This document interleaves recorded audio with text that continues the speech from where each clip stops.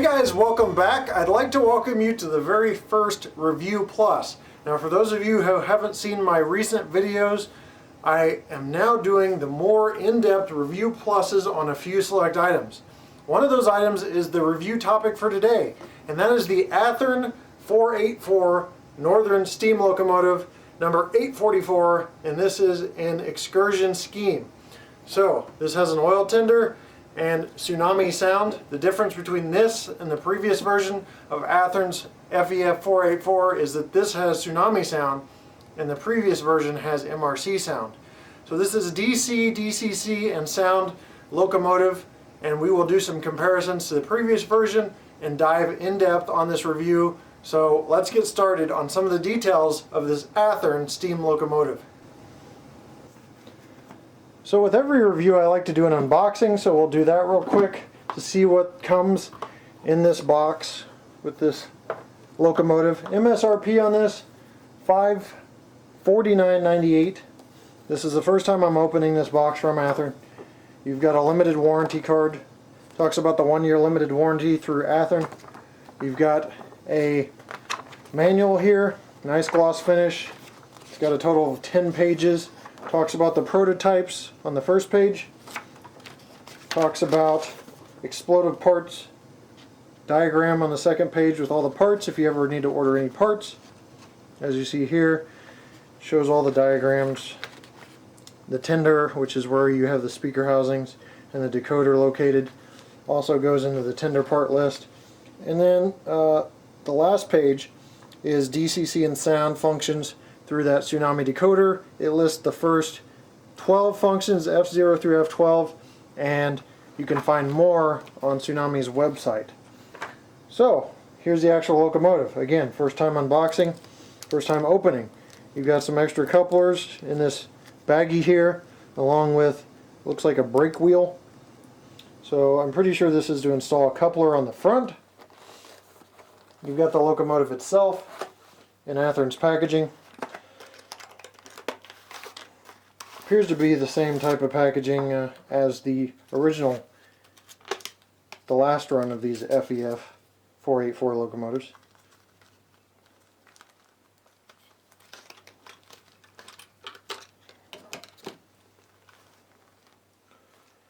So there's that FEF locomotive in the flat black excursion scheme.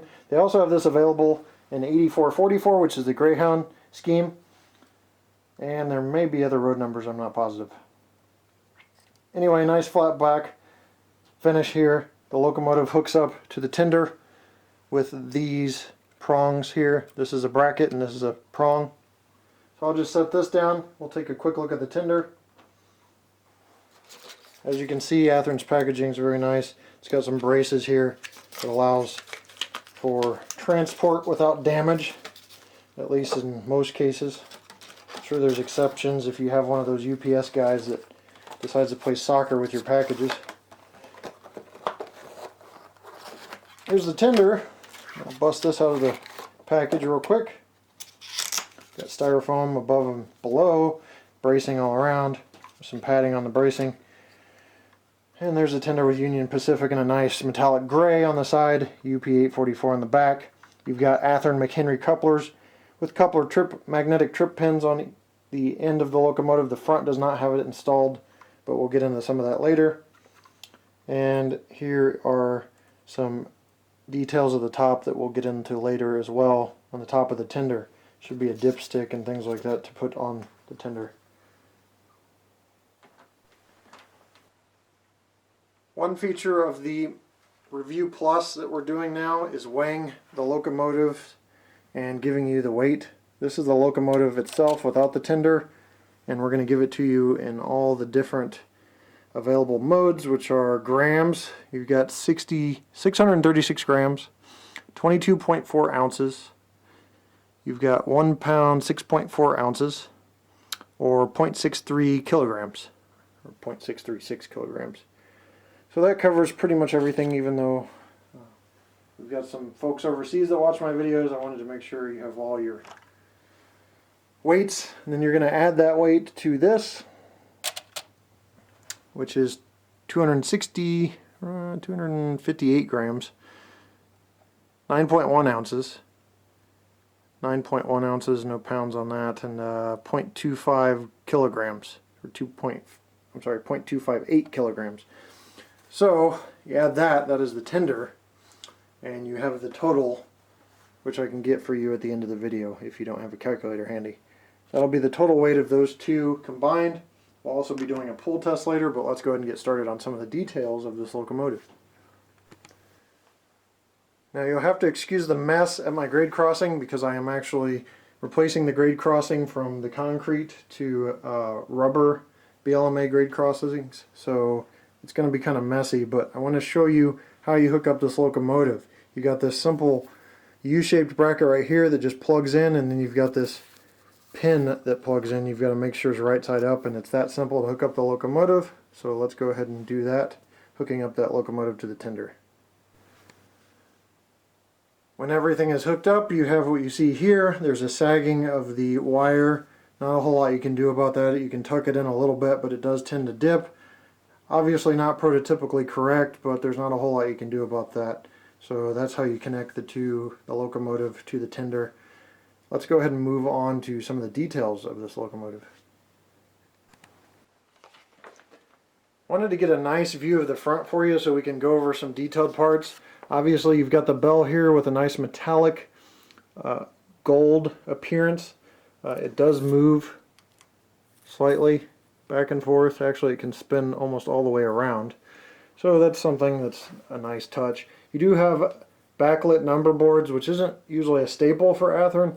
They don't do that on their diesels, but it is present on this locomotive, and I can show you later in detail so you can see that for yourself. The classification lights are not backlit or lit, so they're just dummy classification lights. You have a Mars light here that does light up. You have an LED headlight here that does light up. On each side of the LED headlight you've got 844, just like you do up here on the number boards. And you've got the UP shield with 844 on it under the headlight, just like the prototype. Working our way down, one thing I want to point out is the smoke box door. It's nicely done. It's got some nice detail around it, and it looks like it could be opened up because the detail is so well done, but it can't be opened up. It is not a functional smoke box door. Working our way down to the pilot area, you've got coupler cut levers here. You've got the pilot, obviously cow catcher, some people call this. This has a dummy swing door. You can swing this around, and there's a dummy coupler inside, and that dummy coupler is hard plastic. It is not an open and shut coupler, an operating coupler like you have for many of the brands, but it can be used for double heading. I've used it before on Athearn's previous version of this model, so keep that in mind. You just loosen up a screw, swing this around, and that coupler will be present. Or you can take this out and replace it with a coupler as well. So you have a couple options there. The coupler is included in the box like I showed at the beginning of the video. You can see the front of the smoke deflectors here. The smoke deflectors are well done. They are a hard plastic. They do not come off this locomotive without hurting something or breaking something, to my knowledge. I'm not going to try because I don't want to break anything, but I did give it a little tug and they're firmly on there. So if they come off without damaging something, it's news to me. But it is the 844 and that's the way it has been, so obviously you'd want to keep those there. Up here towards the top you can see the smokestacks. If you drop soothe number 9 or 10 smoke units in there, you will get smoke out of both these smokestacks. In the smokestack are metal contacts. It's a plug-and-play thing. You drop them in, securely fasten them in there, put some smoke fluid in, and you've got smoke. It's not synchronized puffing smoke, it's just smoke steadily coming out, and those smoke units do use a lot of fluid, so if you're running a locomotive for any time, you're going to have to refill time after time. Now a lot of people have asked me why Athearn hasn't changed this. I cannot reach Athearn for comment on that issue. I haven't gotten any responses for emails in a while from them, but I believe that other competitors in the market have the only available smoke units that synchronize puff smoke, and since those are already taken up with patents, it doesn't leave Athearn much room to do much with the smoke units other than dropping in soothe number 9 or 10. Alright, let's move to the middle and back of the locomotive as well as cover the tender details. Starting from the side of the locomotive, I want to show you several different features of this locomotive. You've got the middle sanding dome or middle sand dome here.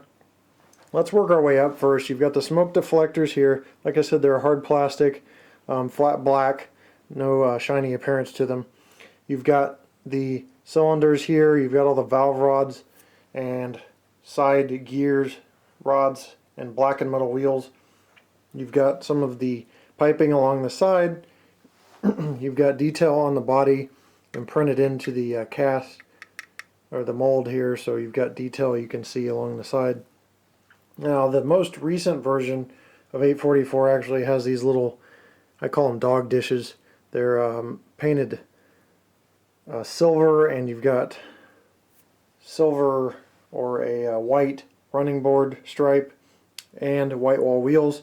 This is more modeling 844 prior to the Ed Dickens era when Steve Lee had it and did not do those things with the locomotive. Working our way further back, you've got the firebox, which has some nice rivet detail, and I want to go ahead and zoom in on that for you. So as you see, the firebox has nice rivet detail, more piping and air lines running along the side. A nice silver, it looks white in here because of some reflection, but there's silver touches on the trailing trucks here. You've also got the generator, which is made of plastic. This whole body is made of plastic. It's not a die-cast body. It is a plastic body.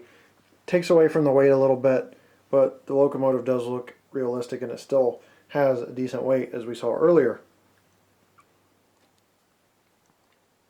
As we zoom out a little bit, you can see the roof vent here. It opens. It does not stay open in certain angles. I don't know if that's a problem from the factory, but the previous one I had stayed open.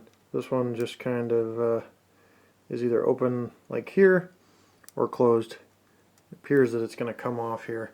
There may be a pin problem in there that I can't see because those pins are really tiny. 844 is printed onto the side of the cab. Speaking of the cab, you've got adjustable windows on the cab. 844's got a nice silver metallic print, and then as you can see, if we zoom in further, you can see that it has a smaller print that's clear and legible, FEF-3, and some other specifications of the locomotive, and then UP back here on the trailing end. You've got handrails here, which the crew would use to get into the cab of the locomotive, and you've got this adjustable plate here which connects the locomotive to the tender. So those are some of the details of the locomotive's side body. Let's take a quick look up top, and then we'll move on to the tender and look at the details on that. So here's a bit of the top view of the front. This is the smokestack, obviously. Now you can place 2 Soothe number 9 or 10 units into these smokestacks. They drop in and they will smoke, like I mentioned, with the fluid. If you purchase those, they run anywhere from $30 to $40 a piece. So it does add some cost on there, but there isn't really many options for smoke on these Athearn units other than that, unless you do some custom work. You can see the elephant ear or smoke deflector bracing here. This is where I was mentioning that it looks like it connects to the locomotive, but it doesn't pull off very easily, and I'm not going to break anything. So some people have asked if the smoke deflectors come off. I'm not sure. I don't want to break the model in the process because this is a model that I purchased for my own collection and operation, and I will be running this model. That is about it on the engine portion of the locomotive. Let's move on to the tender portion and just show you a few details there. Now we're viewing the top and side of the tender. One of the things you'll notice is Union Pacific and a metallic print on the side. That's accurate prototype per the prototype. You've got a small lettering box here. It's like a warning or something, I can't remember. I did look closer and it is legible. You've got the silver accents along all the wheels here on the tender. You have an oil dipstick, which you can see here, that you have to plug in. It's optional, and you have to line up the square So after a brief battle with the oil dipstick, I did get it in. It takes a little bit of work. I would definitely make sure that you're grabbing at low center of gravity here, the very bottom, because this is fragile. It's plastic. If you grab it towards the top, you have a tendency of breaking it. I actually thought I broke mine because it's kind of stiff and hard to get into that little divot area that's a square. Make sure it's lined up right before you get it. You'll be alright. This is obviously an oil tender, so you got the dipstick, you have handrails, some other areas where they put in the water mix, things like that. If you look towards the back here, they've got 3 hatches here, more handrail areas, rivet detail along the body and top of this tender, and a ladder along the side. McHenry coupler with the magnetic trip pin that we talked about earlier is along the back, and I had previously shown you the back, which has UP844 and a metallic print on the back, and a reverse light. Now both the headlight and the reverse light are LEDs, and we'll talk about that a little later because it's one of the pet peeves of mine on some models, and I want to discuss that. Now let's go ahead and compare this model to the previous version of the 844 from Athearn and show you some differences.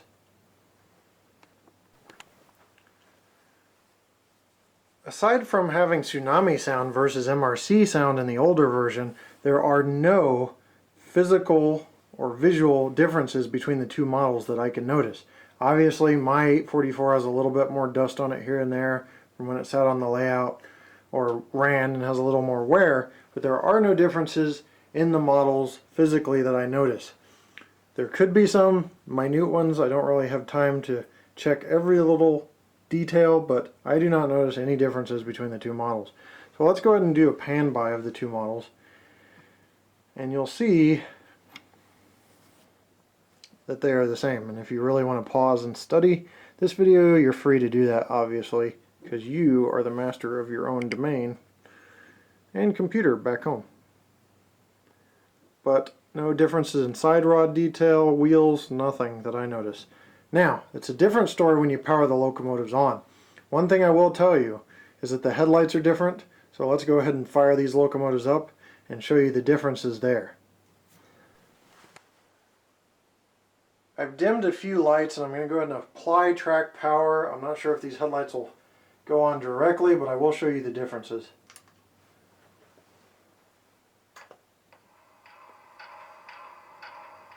Now on the left, already you may notice in the video, you may not, there's a bit of a brighter backlit number board than on the right.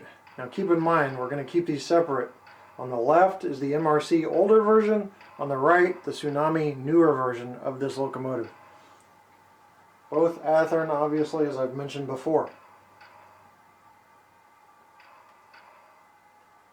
So I'm going to turn on the headlight of the right locomotive. You may or may not be able to tell, and I don't know if it's intentional, but the right headlight, which is the newer model, slowly comes on and kind of flickers on. I do not know if that's intentional. I have not seen in the prototype where that happens, so it could be a short, it could be something from the manufacturer that's a mistake, or it could have been intentional, I'm not sure. Just something for you to be aware of. Now, let me turn on the left headlight.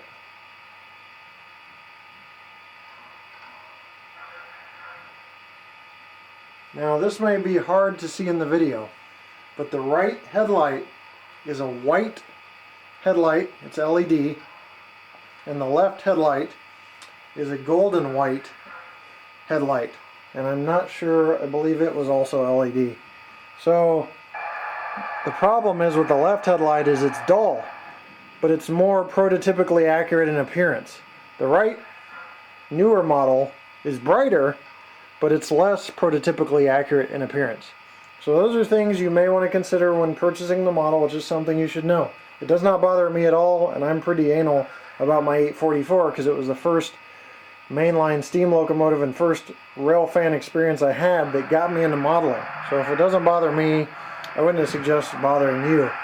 It does have a slight golden tint to it, but it's more white. It's just hard to explain. Again, left more prototypical, white more functional, and even in my eye, the right looks better. Both the number boards look better and the headlight. The number boards look more prototypically accurate. The 844 is smaller, so there's a physical change, and it looks better. Now, one additional feature I'm going to add to this Review Plus is showing you a photo of the prototype. So I'm going to show you a photo that's actually from a video I took of the prototype in fall of 2012, and it's a close-up of the headlight. So you can do your own comparison and see if it's something that's too out of whack for your modeling needs. So let's go ahead and cut to that photo right now.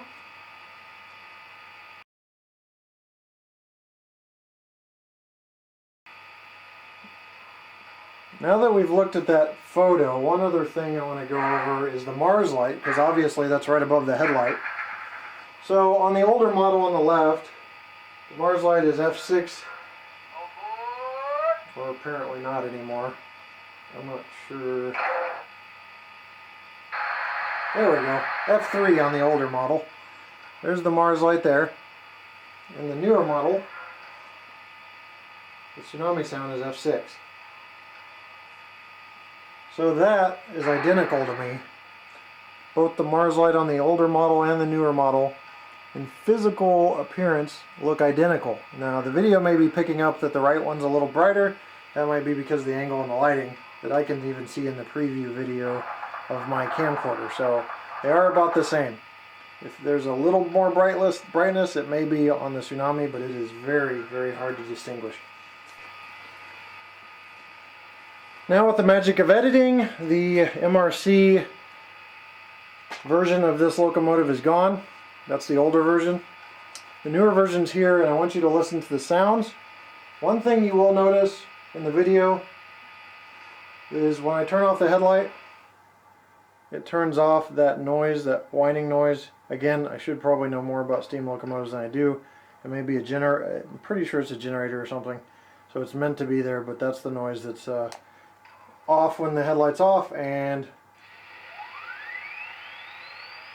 on when the headlight's on. Let's go ahead and go through bell, whistle, chuff. So here's the bell.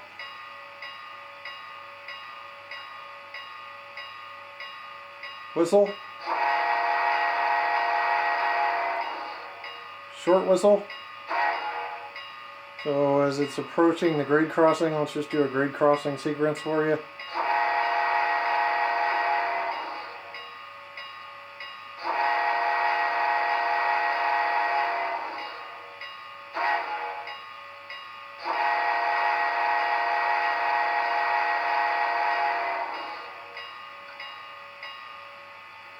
Let's go ahead and move to the chuff.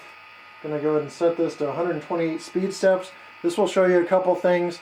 It will demonstrate the chuff rate and sound to you. It will also show you the smoothness of the drive.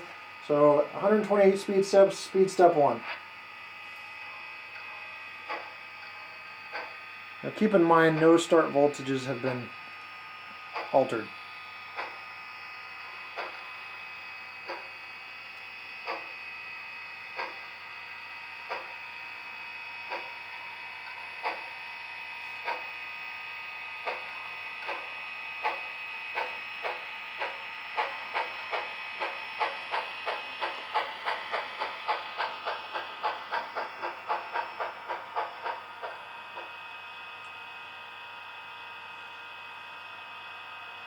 So there you have the sounds from the new version. There's also F9, which is a squeal release, F10, a coupler, F11, an injector,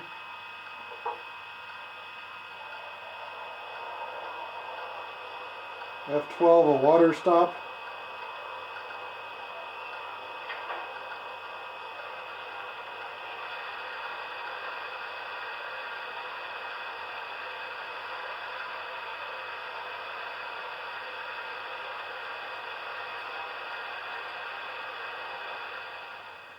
and F8 mute. So those are the sounds from the new version. Let's go ahead and compare those to the older version right now. Now let's listen to the bell and the whistle on this old MRC version. I had changed the whistle so it's not accurate, but it's one of the ones I could find closest to the 844. bell, whistle, which doesn't sound that great. But one thing I do want to show you in comparison is the smoothness of the drive. I'm at 128 speed step 1 right now, nothing. 2, nothing. 3, 4, 5, moving it up here, not getting anything. I got up to 43 and it kind of jumps forward. So in my opinion, again, the CVs were not messed with this, so I believe that the new Tsunami version has a much smoother drive right out of the box without tweaking CVs, a much more efficient reaction to the speed steps on my MRC Prodigy wireless system. Another benefit of the Review Plus system is that we're going to be doing a pull test. So what I'm going to be doing is holding this pull tester in place. As the locomotive starts pulling away from the tester, it will freeze a reading and we'll get a good reading on how much this locomotive can pull. Now, what do these numbers mean to you? Not a whole lot, but I will have some numbers to compare them to so you can have an efficient idea of how much this locomotive can pull. So here we go.